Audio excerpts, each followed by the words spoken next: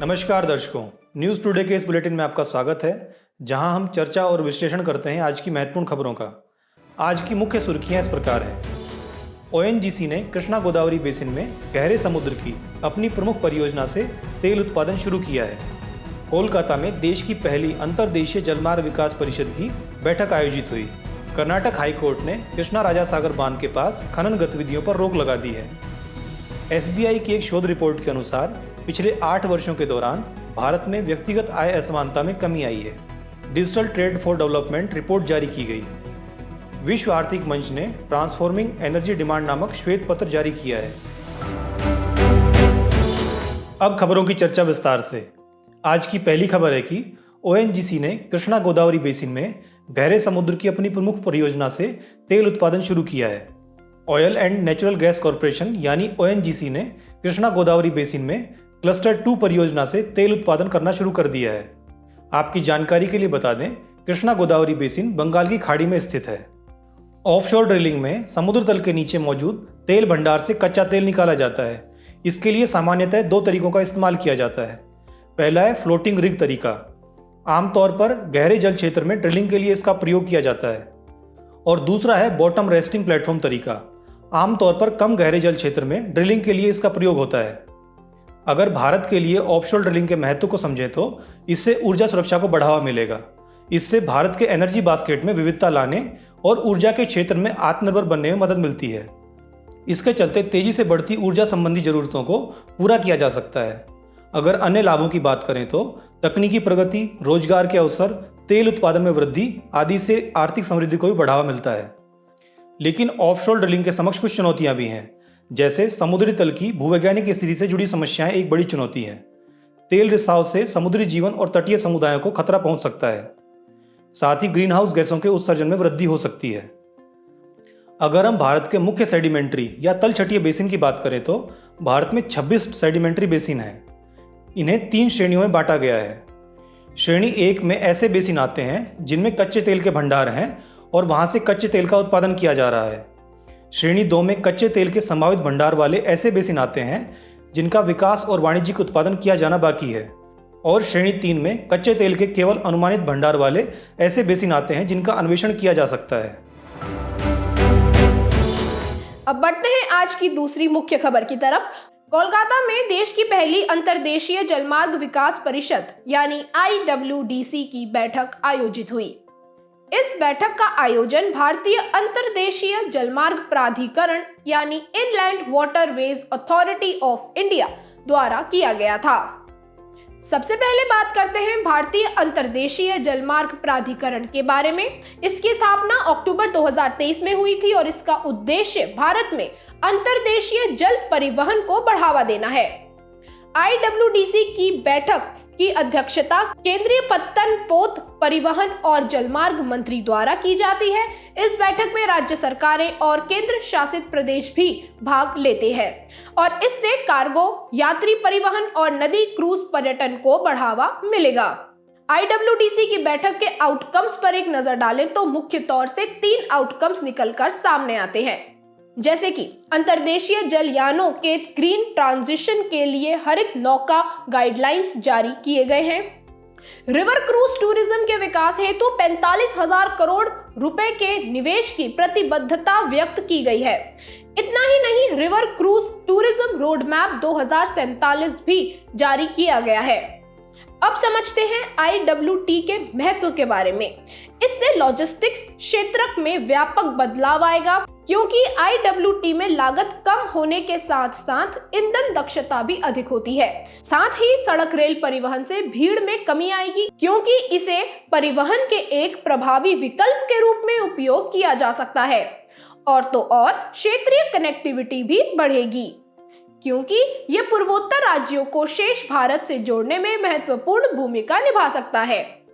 आखिर में बात करते हैं IWT के लिए शुरू की गई पहलों के बारे में। जलमार्ग विकास परियोजना, इसका लक्ष्य कार्गो, पैसेंजर फेरी आदि पर मुख्य ध्यान देते हुए गंगा, भागीरथी, हुगली नदी प्रणाली का विकास करना है। अगली पहल है राष्ट्रीय जलमार्ग यानी नेशनल वाटरवेज। कुल 111 राष्ट्रीय जलमार्गों में से 23 चालू अवस्था में हैं। ये जलमार्ग शिपिंग, नेविगेशन आदि की सुविधा प्रदान करते हैं। तीसरी पहल का नाम है मैरीटाइम इंडिया विजन 2030। इसके तहत परिवहन के अन्य माध्यमों में IWT की हिस्सेदारी को 2% से बढ़ाकर 5% करने का लक्ष्य निर्धारित किया गया है। और चौथी पहल है समुद्री अमृतकाल विजन 2047। इसके तहत IWT के विकास के लिए अलग अलग 46 पहलों की पहचान की गई है। इनमें बंदरगाह आधारित संकुल केंद्र यानी port based agglomeration centres, coastal berths आदि का विकास करना शामिल है। अब चलते हैं आज की तीसरी मुख्य खबर की ओर। कर्नाटक हाईकोर्ट ने कृष्णा राजा सागर बांध के पास खनन गतिविधियों पर रोक लगा दी है। खनन गतिविधियों को लेकर यह रोक कृष्णा राजा सागर बांध के 20 किलोमीटर के दायरे में लगाई गई है। यह रोक तब तक जारी रहेगी जब तक धनबाद स्थित केंद्रीय खनन एवं ईंधन अनुसंधान संस्थान इस बांध की सुरक्षा का सर्वेक्षण नहीं कर लेता है। इसका निर्माण वाडियार राजवंश के शासनकाल के दौरान सर M विश्वेश्वरैया के नेतृत्व में 1932 में किया गया था। आइए अब जानते हैं भारत में बांधों से जुड़े कुछ महत्वपूर्ण तथ्य। विश्व में बांधों की कुल संख्या के मामले में अमेरिका और चीन के बाद तीसरा स्थान भारत का है। भारत में 6000 से अधिक बांध मौजूद हैं, जबकि 143 बांध निर्माणाधीन हैं। आपकी जानकारी के लिए बता दें कि बांधों की सुरक्षा से जुड़े विनियमों की जिम्मेदारी राज्यों की होती है। अगर हम बांधों से जुड़ी कुछ चिंताओं को देखें तो बांध आमतौर पर नियमित रूप से आने वाली बाढ़ के प्रभावों को कम करने में मदद करते हैं। हालांकि जब कोई बांध टूट जाता है तो उससे बहुत भयावह बाढ़ आती है। देश भर में 293 बड़े बांध 100 साल से भी अधिक पुराने हैं। इनकी मरम्मत, देखरेख आदि के लिए धन की कमी एक अलग समस्या है। कई बांधों में बहुत अधिक मात्रा में गाद जमा हो गया है। इससे जल भंडारण की क्षमता कम हो जाती है और जलीय प्रजातियों को नुकसान पहुंचता है। इसके अलावा बांधों में बहुत अधिक मात्रा में गाद जमा होने से आर्द्र भूमियों और कृषि भूमि को भी नुकसान पहुंचता है। कई बार बांध के टूटने या पानी के रिसाव से जुड़ी घटनाओं की सही से रिपोर्टिंग नहीं की जाती है या उन्हें सरकारी रिकॉर्ड में भी दर्ज नहीं किया जाता है। भारत में बांधों की सुरक्षा बढ़ाने हेतु कई पहलें भी की गई हैं, जैसे कि बांध सुरक्षा अधिनियम 2021। इस अधिनियम के तहत कुछ निर्धारित बांधों की उचित निगरानी, समय समय पर निरीक्षण, संचालन और रखरखाव का प्रावधान किया गया है। साथ ही राष्ट्रीय बांध सुरक्षा समिति का गठन बांधों की सुरक्षा से जुड़ी नीतियों को विकसित करने के लिए केंद्र सरकार द्वारा बांध सुरक्षा अधिनियम के तहत किया गया है। इसके अलावा बांध पुनरुद्धार और सुधार परियोजना चलाई जा रही है। इस परियोजना के दूसरे चरण के लिए विश्व बैंक और Asian infrastructure and investment bank की ओर से फंडिंग की जा रही है। चलिए अब रुख करते हैं आज की चौथी मुख्य खबर का। SBI की एक शोध रिपोर्ट के अनुसार पिछले 8 वर्षों के दौरान भारत में व्यक्तिगत आय असमानता में कमी आई है। रिपोर्ट के मुख्य निष्कर्षों पर नजर डालें तो पता चलता है कि वित्त वर्ष 2013-14 और 2021-22 के दौरान कुछ महत्वपूर्ण बदलाव देखे गए हैं, जैसे कि गिनी गुणांक यानी गिनी कोएफिशिएंट के संदर्भ में कर योग्य आय की श्रेणी में आने वाले समूह की आय असमानता 0.472 से घटकर 0.402 हो गई है। 36.3% करदाता निम्न आयकर से उच्च आयकर श्रेणी में चले गए हैं। देश की कुल आय में शीर्ष 2.5% करदाताओं का योगदान 2.81% से घटकर 2.28% हो गया है। इतना ही नहीं, श्रम बल में महिलाओं की भागीदारी भी बढ़ रही है और सूक्ष्म यानी माइक्रो कंपनियां विकसित होकर लघु, मध्यम और बड़े आकार की कंपनियों का रूप ले रही हैं। खबर को बेहतर तरीके से समझने के लिए गिनी गुणांक को विस्तार से समझते हैं। गिनी गुणांक आय या संपत्ति संबंधी असमानता की एक सांख्यिकीय माप यानी स्टैटिस्टिकल मेजरमेंट है। इसका मान 0 से 1 तक होता है। सैद्धांतिक रूप से नकारात्मक आय या धन के कारण गिनी गुणांक का मान 1 से अधिक होता है। 0.40 से अधिक मान वाले गिनी गुणांक को अधिक असमानता का सूचक माना जाता है। रिपोर्ट की शुरुआत में बताए गए निष्कर्ष के आकार की वृद्धि या रिकवरी की धारणाओं को गलत साबित करते हैं। आपकी जानकारी के लिए बता दें कि के आकार की रिकवरी तब होती है जब किसी अर्थव्यवस्था के विभिन्न वर्ग बिल्कुल अलग अलग दरों पर रिकवरी करते हैं। कई विशेषज्ञों का मानना है कि कोविड-19 महामारी के बाद भारत के आकार की रिकवरी से गुजर रहा है। इसके तहत अमीर लोग फलते फूलते हैं, जबकि मार्जिन्स पर स्थित लोगों को चुनौतियों का सामना करना पड़ता है।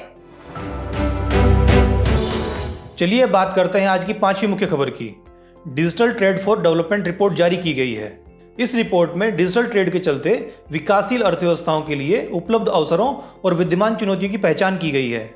यह रिपोर्ट IMF, विश्व बैंक, WTO, आर्थिक सहयोग और विकास संगठन तथा अंकटाड द्वारा संयुक्त रूप से जारी की गई है। यहाँ डिजिटल ट्रेड से तात्पर्य ऑनलाइन मोड में वस्तुओं और सेवाओं का व्यापार करने से है। इसमें वस्तुओं और सेवाओं की डिलीवरी डिजिटल या भौतिक दोनों तरीकों से की जाती है। डिजिटल ट्रेड में आमतौर पर उपभोक्ताओं, व्यवसायों और सरकारों के बीच वस्तुओं एवं सेवाओं का ऑनलाइन लेन देन होता है। आइए अब नजर डालते हैं इस रिपोर्ट के मुख्य बिंदुओं पर। रिपोर्ट में डिजिटल ट्रेड की स्थिति को बताया गया है। रिपोर्ट में कहा गया है कि डिजिटल तरीके से डिलीवरी की जाने वाली सेवाओं का मूल्य 2005 के बाद से लगभग 4 गुना बढ़ गया है। इसमें 2005 से 2022 के बीच सालाना 8.1% की दर से औसत वृद्धि दर्ज की गई है। यह वृद्धि दर वैश्विक स्तर पर होने वाले वस्तु निर्यात और अन्य सेवाओं के निर्यात से भी अधिक हो गई है। अगर हम डिजिटल व्यापार से जुड़ी अवसरों की बात करें तो इसके चलते विकासशील अर्थव्यवस्थाओं को बाजार में प्रवेश से जुड़ी बाधाओं को कम करने या उनसे निपटने में मदद मिल सकती है। डिजिटल व्यापार के चलते वैश्विक बाजारों तक सीधे पहुंचने में मदद मिलती है और थोक विक्रेताओं या खुदरा विक्रेताओं जैसे पारंपरिक मध्यस्थों की जरूरत नहीं पड़ती है। यह सूक्ष्म, लघु और मध्यम उद्यमों के लिए लागत प्रभावी प्लेटफॉर्म उपलब्ध कराता है। इसके चलते महिला उद्यमी फ्लेक्सिबल बिजनेस मॉडल से जुड़ जाती हैं, जिसके फलस्वरूप वे सामाजिक सांस्कृतिक बाधाओं को दूर करने में भी सक्षम हो जाती हैं। इससे महिला सशक्तिकरण को बढ़ावा मिलता है। लेकिन डिजिटल व्यापार से जुड़ी कुछ चुनौतियां भी हैं, जैसे कि दुनिया की लगभग 1/3 आबादी के पास अभी भी ऑनलाइन सुविधाओं तक पहुंच नहीं है। ये लोग ज़्यादातर निम्न और निम्न मध्यम आय वाले देशों में रहते हैं। सूचना एवं संचार प्रौद्योगिकी उपकरणों के आयात पर अधिक टैरिफ यानी प्रशुल्क लगाया जाता है। इसके अलावा कुछ विनियामकीय समस्याएं भी हैं, जैसे सीमा पार डेटा प्रवाह से जुड़े मुद्दे, प्रतिस्पर्धा, उपभोक्ता संरक्षण आदि। रिपोर्ट में इन चुनौतियों से निपटने के लिए कुछ सिफारिशें भी की गई हैं, जैसे कि विकासशील अर्थव्यवस्थाओं को डिजिटल ट्रेड से जुड़े क्षेत्रों में अंतर्राष्ट्रीय स्तर पर वित्तीय और तकनीकी सहायता की आवश्यकता है। इसकी सहायता से ये देश कनेक्टिविटी या कौशल से संबंधित अपनी समस्याओं को दूर कर सकेंगे और अपनी विनियामकीय क्षमताओं को भी बेहतर कर पाएंगे। इसमें अंतर्राष्ट्रीय स्तर की कई पहलों से भी मदद मिल सकती है, जैसे WTO के नेतृत्व वाले व्यापार के लिए सहायता, अंकटाड के नेतृत्व वाले ई-ट्रेड फॉर ऑल, विश्व बैंक के नेतृत्व वाले digital advisory and trade assistant fund आदि से सहायता ली जा सकती है। साथ ही रिपोर्ट में सिफारिश की गई है कि डिजिटल ट्रेड से दुनिया भर के छोटे व्यवसायों, महिलाओं, युवा उद्यमियों और उपभोक्ताओं हेतु लाभ सुनिश्चित करने के लिए वैश्विक सहयोग की जरूरत है। अब बढ़ते हैं आज की आखिरी मुख्य खबर की तरफ। विश्व आर्थिक मंच यानी WEF ने ट्रांसफॉर्मिंग एनर्जी डिमांड नामक श्वेत पत्र जारी किया।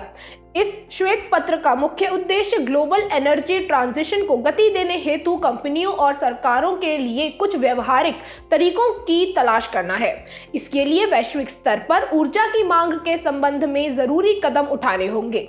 COP28 के दौरान सरकारों ने 2 प्रतिबद्धताएं व्यक्त की हैं, जिन्हें 2030 तक हासिल किया जाना है। पहली है नवीकरणीय ऊर्जा क्षमता को 3 गुना बढ़ाना और दूसरी है ऊर्जा दक्षता में सुधार को 2 गुना करना। इस रिपोर्ट के मुख्य निष्कर्षों पर भी एक नजर डालते हैं। रिपोर्ट द्वारा सामने आया पहला निष्कर्ष है वैश्विक बचत।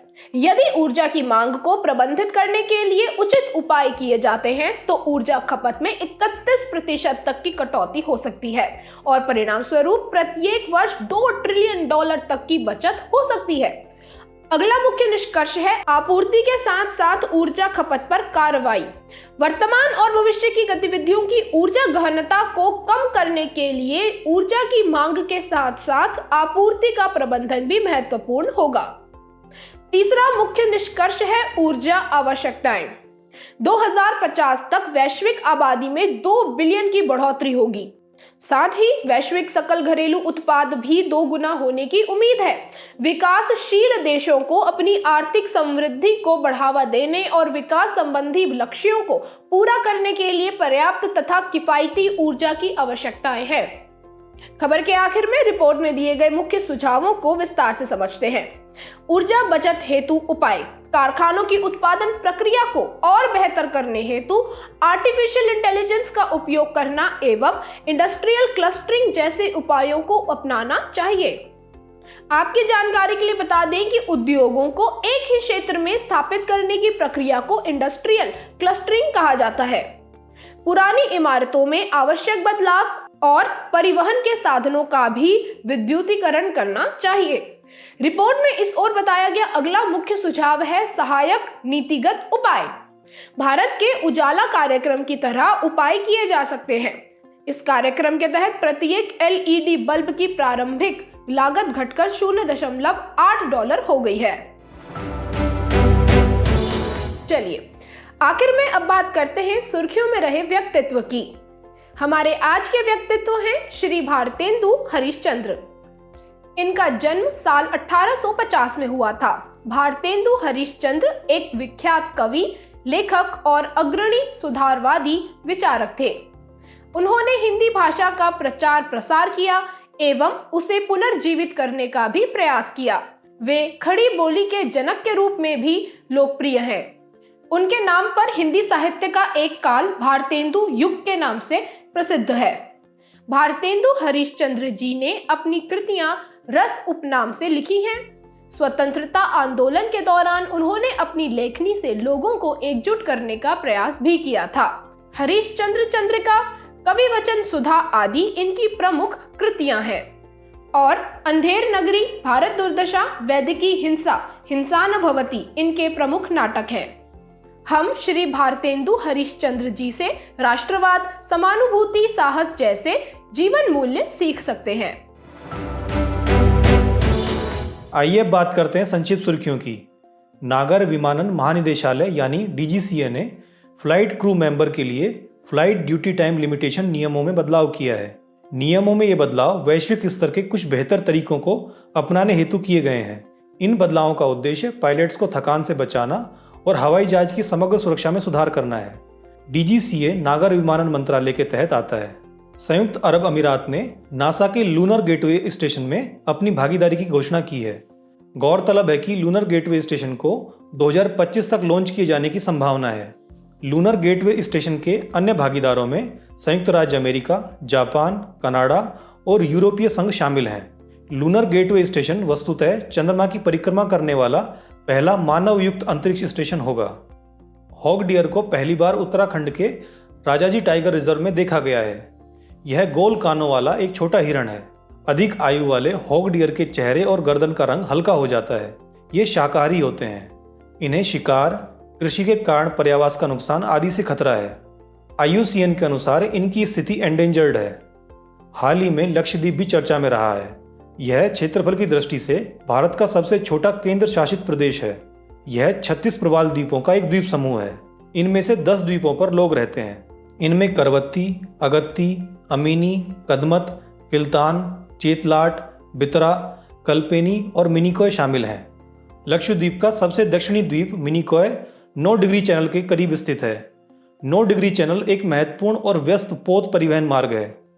DRDO द्वारा निर्मित drone detect, deter and destroy प्रणाली यानी D4 सिस्टम नामक स्वदेशी रूप से विकसित एंटी ड्रोन प्रणाली को भारतीय सशस्त्र बलों को सौंपा गया है। यह 4 किलोमीटर की सीमा के भीतर ड्रोन का पता लगा सकता है, उसे ट्रैक कर सकता है और उसकी पहचान कर सकता है। D4 सिस्टम माइक्रो ड्रोन्स का तुरंत पता लगा सकता है और उन्हें सॉफ्ट किल या हार्ड किल कर सकता है। 2003 से 2015 तक हर साल 9 जनवरी को प्रवासी भारतीय दिवस मनाया गया। हालांकि 2015 में प्रवासी भारतीय दिवस के आयोजन में एक संशोधन किया गया। अब इसे एक नई थीम के आधार पर प्रत्येक 2 साल में एक बार आयोजित किया जाता है। वास्तव में इसका आयोजन भारत के विकास में प्रवासी भारतीय समुदाय के योगदान को दर्शाने हेतु किया जाता है। प्रवासी भारतीय दिवस मनाने की तारीख 9 जनवरी को इसलिए चुना गया है क्योंकि इसी दिन वर्ष 1915 में महात्मा गांधी दक्षिण अफ्रीका से भारत लौटे थे। एक अमेरिकी कंपनी ने अनिल यानी advanced nuclear energy for enriched life नामक ईंधन विकसित किया है। यह नाम भारत के वैज्ञानिक डॉक्टर अनिल काकोडकर के नाम पर रखा गया है।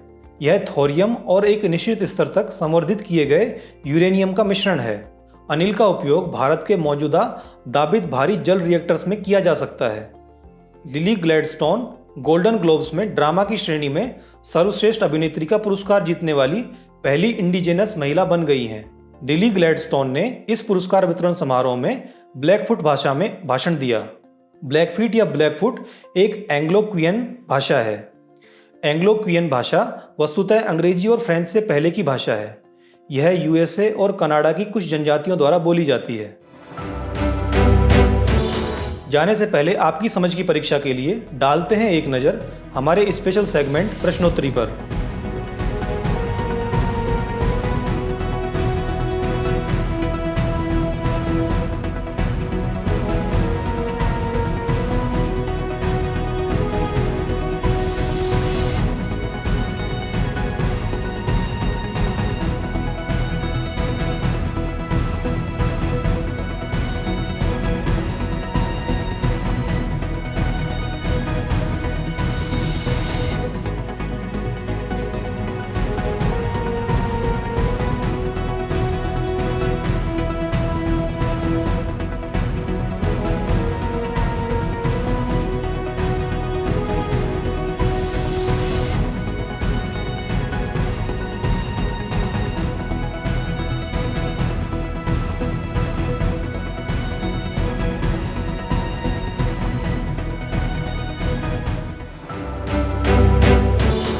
हमसे जुड़ने के लिए आपका धन्यवाद। आशा है न्यूज़ टुडे का यह बुलेटिन आपको पसंद आया होगा। न्यूज़ टुडे की पीडीएफ को डाउनलोड करने के लिए और आज की प्रश्नोत्तरी के उत्तरों को देखने के लिए डिस्क्रिप्शन में दिए गए लिंक पर क्लिक कीजिए।